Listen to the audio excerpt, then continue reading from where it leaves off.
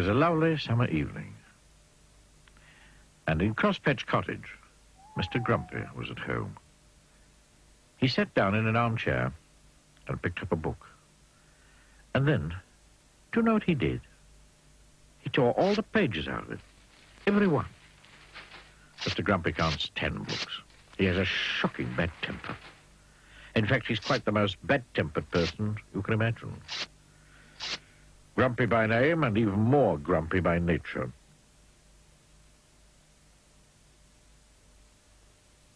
The following morning, he was out in his garden pulling up flowers. He couldn't stand pretty flowers growing in his garden. When out of the corner of his eye, he saw a figure. It was Mr. Happy. "Good morning," said Mr. Happy. "Good," said Mr. Grumpy. "What's good about it?" "But," said Mr. Happy. "But nothing," went on Mr. Grumpy. "Get out of my garden." "I beg your pardon," said Mr. Happy. "You heard me," snapped Mr. Grumpy. "Go away." "I say," laughed Mr. Happy, "you're a bad-tempered fellow." Grunted Mr. Grumpy. "And," went on Mr. Happy, "bad-tempered fellows need to change their ways." "Rubbish," retorted Mr. Grumpy, and went into his cottage, deliberately stepping on Mr. Happy's foot as he passed him. Oh, said Mr. Happy. Bang went the door of Crosspatch Cottage as Mr. Grumpy slammed it behind him. Mr. Happy stood there looking not quite so happy as he normally does. His foot hurt. He thought and thought and thought some more. Then he had an idea. He smiled and went to see Mr. Tickle. Mr. Happy told Mr. Tickle of his idea of how to get Mr. Grumpy to change his ways. And Mr. Tickle grinned the sort of grin that goes from ear to ear. That is, if you have ears, which he doesn't. Oh, he grinned, rubbing the hands at the end of those extraordinarily long arms of his together.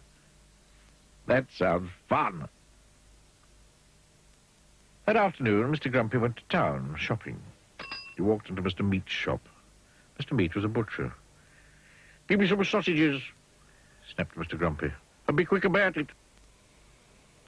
Poor Mr. Meat, who was frightened of Mr. Grumpy, did as he was told.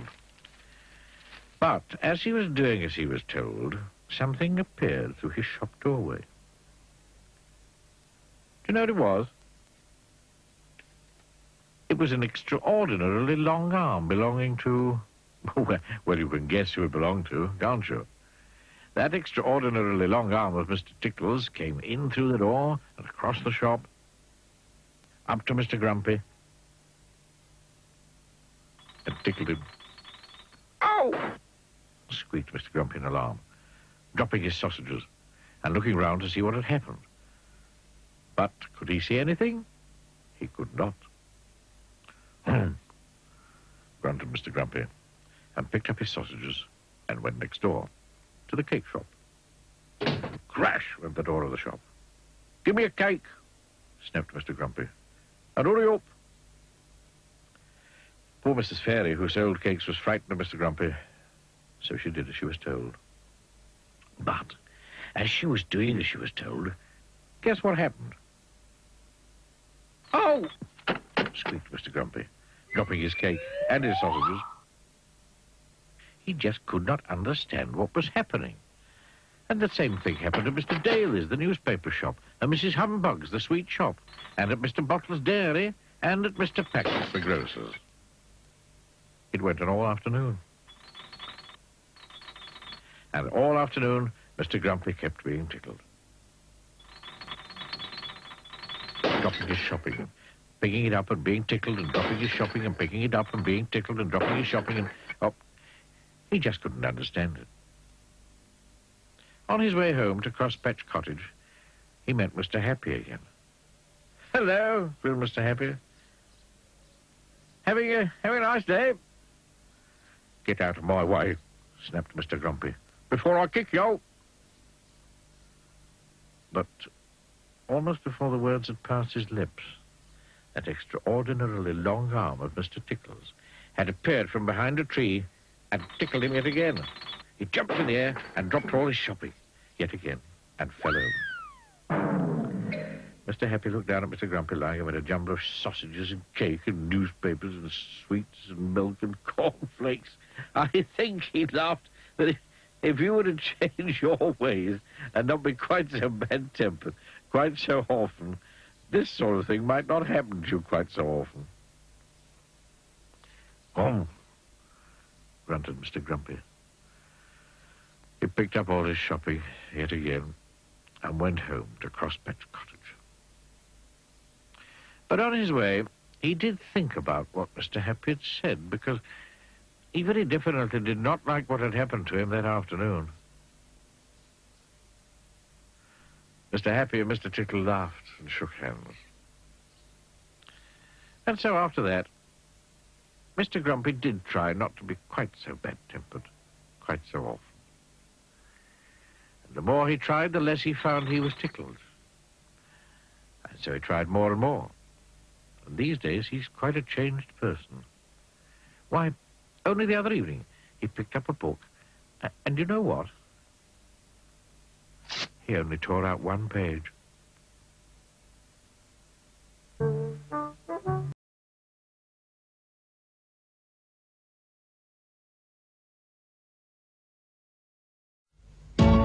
Sometimes in sunshine, sometimes in style, sometimes with no time or just with a smile. Up to her eyes in surprises and tricks, no disguising, she's a little handful of trouble, a bundle of fun. Glad you could make it, so glad you could come. Little Miss, we're waiting for you. Ready, steady, how do you do? One Monday morning, little Miss Bossy went for a walk, and she met Mr. Chatterbox. Oh, good morning, Miss Bossy. What a nice sunny day it is today. Although not as quite as nice as it was yesterday. Yesterday wasn't quite as good as last weekend. But then I don't do very much on weekends, except, of course, this weekend, which, as you know, is my birthday. And that's why I'm off to the village this morning to make sure everyone is coming to my birthday party. Where are you going today? Mind your own business. On Tuesday, she met Mr. Noisy. He was in his garden singing. Noisily, of course. Oh, sole mio. Shut up! Stop that frightful noise! Shut up! On Wednesday, little Miss Bossy met Miss Sunshine. She was smiling as usual. Oh, what a beautiful hat you're wearing today, Miss Bossy. Is it a new one? It does suit you. She smiled a huge smile. Shut up! Take that stupid smile off your face, you silly girl. As you can imagine, little Miss Bossy wasn't very popular. Now, little did Miss Bossy realise, but somebody had seen her bossing Mr. Chatterbox about. And that same somebody had seen her bossing Mr. Noisy about. And that self-same somebody had seen her bossing Miss Sunshine about. And that self-same somebody was the wizard. He walked home, thinking, yes, something really ought to be done about Miss Bossy. When he arrived home, he went straight to his library and took down a large red book from a bookshelf. It was rather dusty, as it hadn't been read for some time. Let's see now. Yes. Now, where's that spell I need? He turned to page 304. At the top of the page, it said, How to Stop People Being Bossy. How to stop people being bossy. Yes, that's it.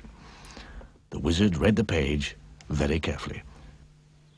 The day after, which was Thursday, little Miss Bossy met someone who was fast asleep as usual. Yes, Mr. Lazy. Wake up! Come along! Wake up! What's up? Who wants it? Oh, it's you, Miss Bossy. Oh, I was having such a nice dream, too. Behind Miss Bossy, the wizard, who had been following her, said something too. under his breath. A wizardy word he'd learned from page 304. And do you know what happened? Suddenly, as if by magic, which is true, there appeared on Miss Bossy's feet a pair of boots. Miss Bossy looked down in alarm. They were magic boots, and being magic boots, they could speak to each other. "Hello, left." Yeah, hello, right. "Ready when you are." Right. And they set off. "Left, Right. left, Right. left, Right. left, Let him right, now, left." now look here. Faster and faster, marching poor little Miss Bossy along. Little Miss Bossy couldn't do a thing about it. "Oh, well done, wizard." The wizard winked a wizardy wink. Those boots marched little Miss Bossy for 5 miles. She was exhausted. "Ready, left. Ready. A-ching, a shudder." And they came to a halt. Along came the wizard. "Ah, yes, these are only for people who are too bossy," Yes, frightfully boring, thank you. Make them go away at once. she said angrily, and stamped her foot. Well, at least, she tried to stamp her foot, but the boot wouldn't. "We're out of stamps. We're right out of stamps." The left giggled. "You're not sure we're out of stamps?" You will do as I say. Stop marching around. "Ready when you are." Right away. "Quick! March! Left! Right. Left! Right. Left! Right. Left!" Right. For 10 miles they marched, Miss Bossy. 10 miles. They marched back to the wizard. Make these stupid boots go away. "Yes, well, only if you say the magic word."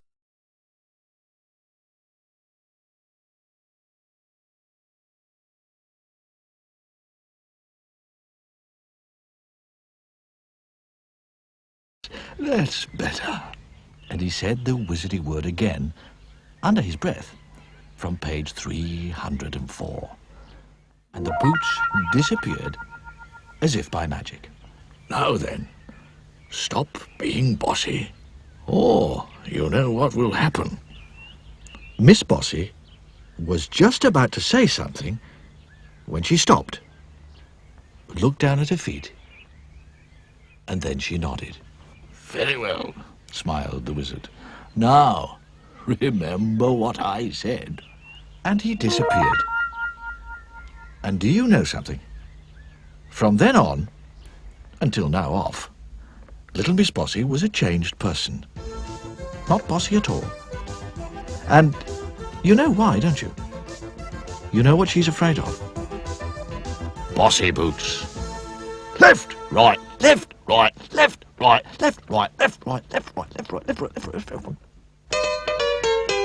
She's blunt. He's fat, they're late and naughty. Tickle, She's trouble. sunshine. We're helpful, timely, neat. I'm silly. She's happy. She's little Miss Sunshine. I'm fussy. I'm greedy. I've forgotten who I am. I'm Julie. It's magic. I'm me. Bossy. Dream. Scatterbrain. Get the basket. Splendid, impossible team.